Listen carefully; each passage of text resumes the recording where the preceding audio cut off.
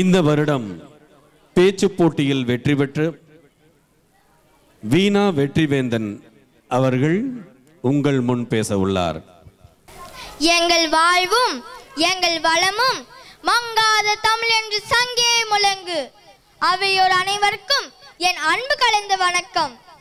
இந்த அவையிலே என் தாய்மொழியாம் செம்மொழியாம் தமிழ் மொழியின் சிறப்பை எடுத்து கூறுவதில் நான் பெருமிதம் கொள்கிறேன். கல் தோன்றி மண் தோன்ற காலத்தே வாளோடு முன் தோன்றி மூத்த குடி பேசிய மொழி நம் தாய்மொழியாம் தமிழ் மொழி.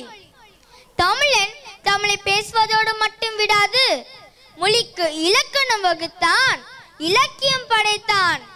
இன்று நேற்றல்ல, 2000 ஆண்டுகளுக்கு முன்பே இந்த சிறப்பு வேற எந்த மொழிக்கு உண்டு?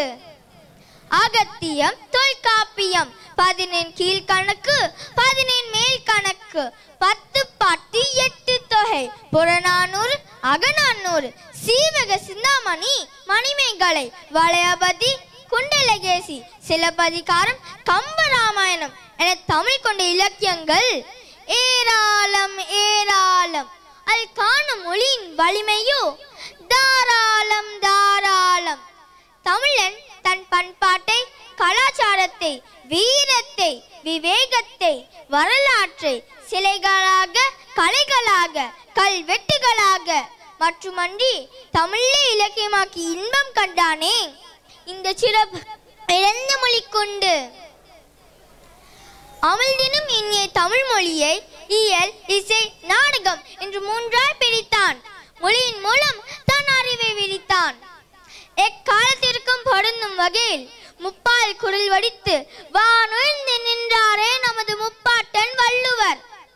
தனக்கு கிடைத்த அரி நெல்லிக்கனியை தான் உண்ணாமல் தமிழ் பாட்டி அவைக்கு வழங்கி மாமன்னன் அதியமான் தன்னை விட தாய் மண்ணை விட தமிழே சிறந்தது, தமிழே உயர்ந்தது என வரலாற்றில் பதிய வைத்தாரே. மக்கள் போற்றும் மன்னனை தமிழே கவிப்பாடி வளர்த்தான். தவறு செய்தாலோ தமிழே அறம்பாடி அளித்தானே தமிழன். இந்த சிறப்பு வேற எந்த மொழிக்கு உண்டு? தமிழ் மொழியை பற்றி மகாகவி பாரதியார் யாம் அறிந்த மொழிகளிலே தமிழ் மொழி போல் இனிதாவது எங்கும் காணும் என அழகாக சொன்னார்.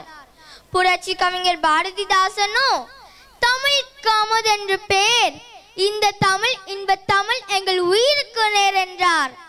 இப்படி காலத்தால் மூத்து இனிமையை முளைத்து இலக்கணத்தால் வளர்ந்து இலக்கியமாய் காய்த்து இதயங்களில் கனிந்த தமிழ் மொழியை பற்றி பேச வாய்ப்பளித்த சலலா தமிழ் சங்கத்திற்கு நன்றி கூறி, தமிழர்களே இனி வாழ்வது தமிழாக இருக்கட்டும், வெல்வது தமிழர்களாக இருக்கட்டும், நாம் பேசுவது தமிழாக இருக்கட்டும். நன்றி, வணக்கம்.